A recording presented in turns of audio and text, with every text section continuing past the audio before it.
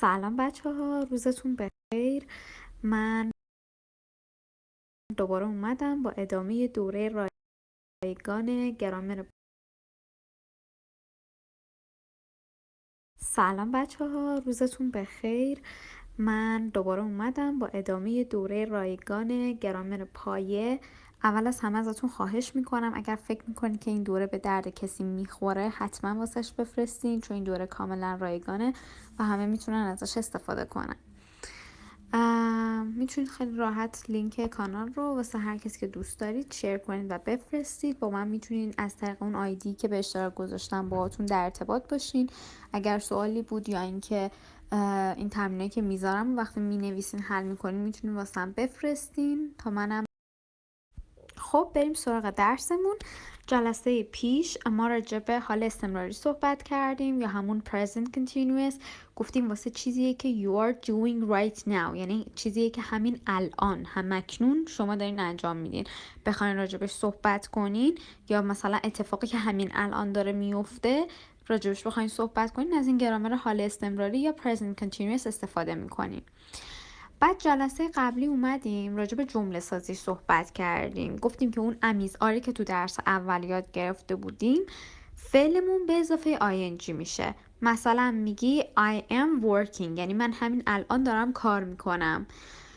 یا مثلا الان من اگه بخوام راجع به خودم بگم I am teaching. teach یعنی آموزش دادن دیگه. teach فعله. من اومدم فعلمو به اضافه ing کردم. امیز آرم که بعد از آیم اووردم دیگه. I am teaching. خب حالا امروز میخوایم چی یاد بگیریم؟ همون present continuous یا همون حال استمراری، منتها نحوه سوال درست کردنش رو میخوایم یاد بگیریم.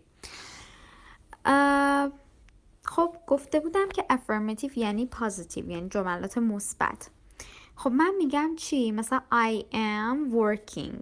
He is staying at home, for example. She is working. It is raining. Yes, we are working. You are working. They are working. این جمله مثبتمون بود. حالا من میخوام سوال بسازم. چجوری باید سوال بسازم؟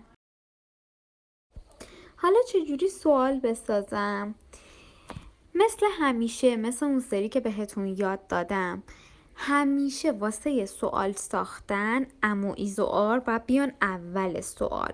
هیچ وقت اینو یادتون نره. پس واسه سوال ساختن مثلا میگه I am میشه am I. You are you. We are we. They are they. He is he. She is she. It is it.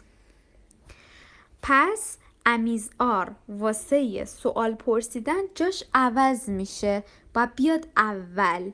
برعکس میکنین دیگه، همون جملت رو باید برعکسش کنین اولشو. میشه am I، بعد دوباره همون فعلتون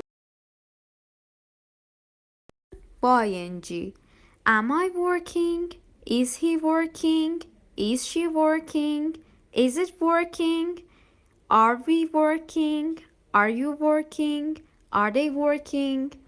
به همین راحتی. دیدید اصلا کاری نداشت. What are you doing؟ یعنی داری چی کار میکنی؟ خب این مثالا رو ببینیم این پایین. Are you feeling okay؟ حالت خوبه؟ Yes, I'm fine, thanks.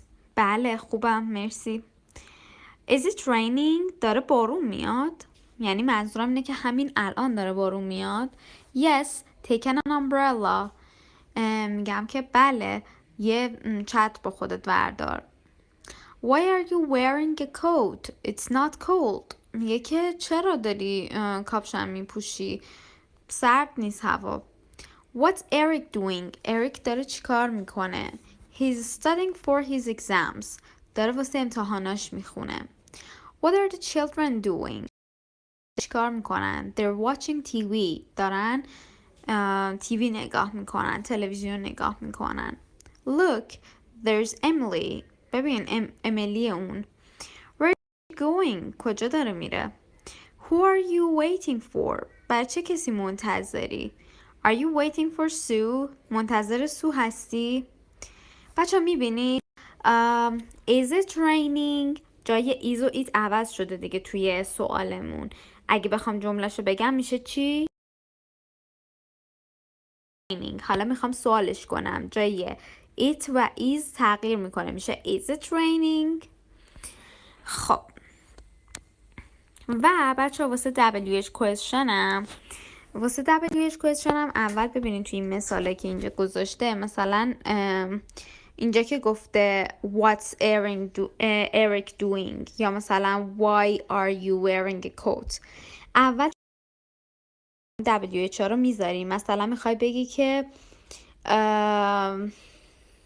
داری چی کار میکنی، چی میشه what دیگه، اول what رو میذاری، بعد همون جوری که بعد سوال بسازین جمله میشه you are you. پس WH که گذاشتی یعنی گفتی what، بعد میگی what are you doing. اوکی، به همین راحتی. حالا بریم سراغ پارت B. پارت B رو ببینید، گفته study word order. بچه ها این word order ها یا این ترتیب کلمات و ساختن سوال و اینا رو قشنگ یاد بگیرید. گفته is و are به اضافه subject به اضافه ing. گفته اینجا هم که wh و are باید بذارین اگر بخواین استفاده کنین. مثلا میگه is he working today، یا مثلا where are those people going.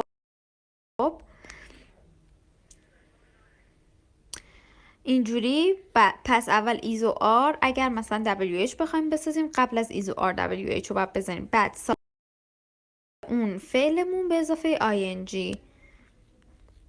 و پارت C هم شورت انسر ها رو گفته حالا ما سوال پرسیدن رو یاد گرفتیم، حالا چجوری جواب کوتاه. خب بچه ها هر وقت میخوایم به یه سوالی جواب بدین، من همیشه به همه شاگردامم میگم اول برگردیم ببینین که تو سوال چی ازتون خواسته، یعنی چی ازتون پرسیده. مثلا وقتی که میگه که where are they going، مثلا شما باید جوابتون رو با they are بگین، مثلا they are going to zoo. خب پس مثلا وقتی میگه they یعنی اونا، یه وقت با I am جواب ندید. خب اینجوری خیلی راحت میتونید متوجه بشین که الان جواب سوالتون رو باید چی بدین. الان اینجا رو پارت C رو نگاه کنید. short answers: yes I am, yes he she it is, yes we you they are. گفتیم که درس اولم گفتیم دیگه، گفتیم واسه I am استفاده میشه، he و she و it is و we و you و they are استفاده میشه. واسه no چی؟ no I'm not، بعدش یه not میاد. یا اگه بخوایم در واقع مخففشون یا کوتاه شدهشون رو استفاده کنیم، no he is not, no he isn't, no she is not, no she isn't, no it's not, no it isn't, no we are not, no we aren't, no you are not, no you aren't, no they are not, no they aren't. جوابای کوتاه هم میتونین بهشون بدین و سوالا رو بپرسین. اینجا مثلا سوال پرسیده آخرش Are you living now? Yes I am. Is Ben working today? Yes he is. Is it raining? No it isn't. Are your friends staying at a hotel? No they're not. Or no they aren't. They're staying with me.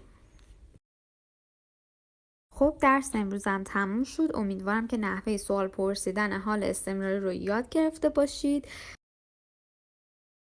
پرسین که همین الان داری چی کار میکنی یا میخواین راجع به همین الان ازش سوال بپرسین، بعد از این گرامر، از این نحوه سوال پرسیدن یا همون present continuous questions استفاده